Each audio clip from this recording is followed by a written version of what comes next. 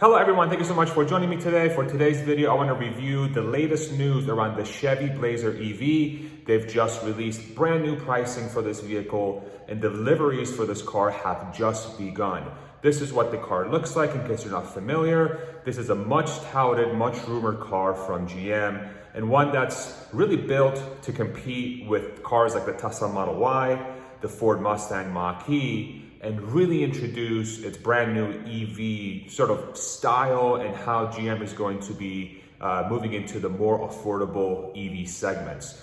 It's gonna have 4 trims over time. I'm gonna show you what some of these look like. So it has the 1LT, the 2LT, the RS, and the SS. I have the 1LT, 2LT, and RS here on the screen. I'll show you the SS in a second.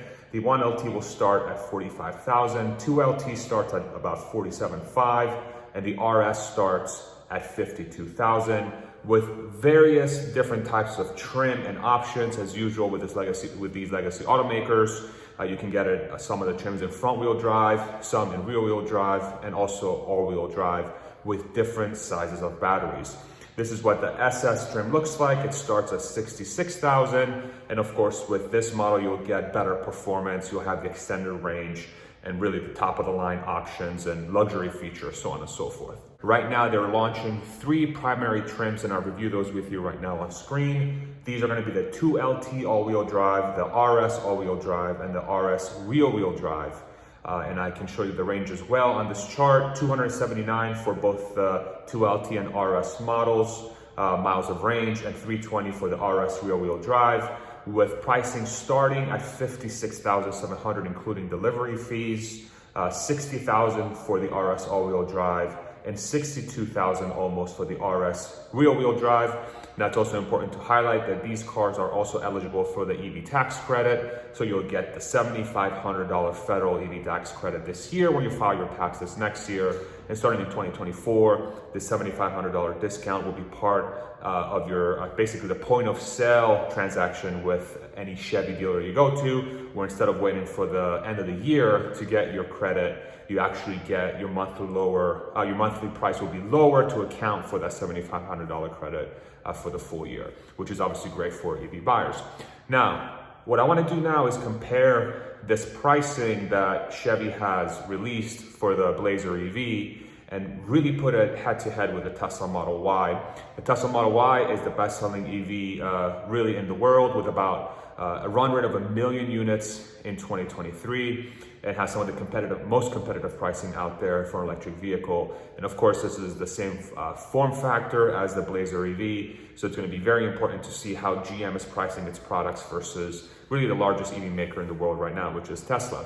Now, from a size perspective, they haven't released the full dimensions around the Blazer EV yet, but I'm going to guess it's going to be very similar to the gas car version. It's going to be about 192 inches long, 77 inches wide, 67 inches tall, whereas the Tesla Model Y is about 187 inches long, 76 inches wide, and 64 inches tall. So the Blazer is going to be slightly longer by about 5 to 6 inches and a couple inches taller as well. So you can see that they're very similar in form factor. But what's really interesting and very important to highlight here is that the Chevy Blazer looks like it's only configurable in a 5-seat format, so 2 rows, whereas the Model Y has an optional 7-seat with 3 rows. That 3rd row is gonna be tight. It's gonna be very tight. It's gonna be something to really put in a pinch or to carry kids to and from sporting events and things like that. But the Model Y will offer a 3rd row option where it doesn't look like the Blazer EV will, at least in the short to medium term it looks like. So now let's go ahead and put those 2 cars side by side and see how the pricing shakes out. So I'll take all the trims available for the Tesla Model Y and put them head to head to what the Blazer EV has available now. One of the things about car makers, and this is very important to sort of think about and look in the past, they'll tell you they're coming out with different trims over time, but sometimes they don't come to fruition because they'll say there's not enough demand. Everybody has done this, Tesla, GM, Ford. It's sort of, there's a long tail and a wait for waiting when these trims are gonna come out.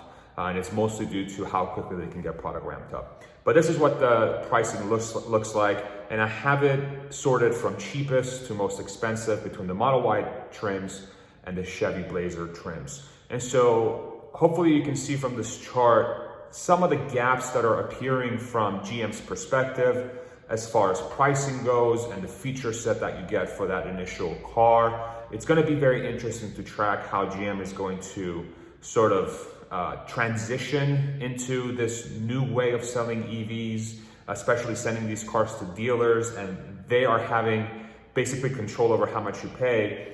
But a few trends are appearing just from this chart, and really the two biggest takeaways I have, and of course you can go back and pause the chart to really look at what I'm talking about here. The very first one is that the most expensive Model Y is cheaper than the cheapest Blazer available by about $2,000. So you can buy a Model Y Performance with about 300 miles of range and all-wheel drive, and that's going to be about $2,000 cheaper than the lowest trim available today Blazer, which is going to be a 279 mile range all-wheel drive non-performance for $56,000. And the second big takeaway here is that the Tesla Model Y long range all-wheel drive is $11,000 cheaper and with 10 more miles of range than the longest range Blazer with real wheel drive. And this sort of highlights a big gap, I believe, as it pertains to Chevy and GM and how they can price their products. You have the company with the biggest scale, the best ability to have pricing power and really offer their products at a very good price for what you get, versus a legacy automaker that's building a lot of cars, but they're building a lot of gas cars and not a lot of EVs. And so if you take that comparison and put it side by side, you can see that even though GM is building a ton of cars, it doesn't seem like they're able to offer an EV that's of comparable price versus, say, a Tesla.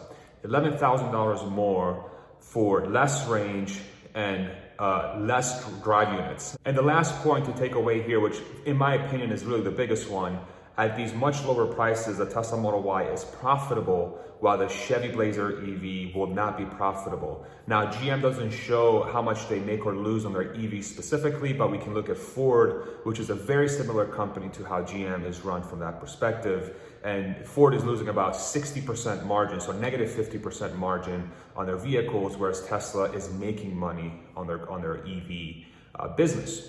So then you have to ask yourself, why is GM pricing the Blazer EV at these levels? Are they trying to position themselves as a high quality product, as a more luxurious brand?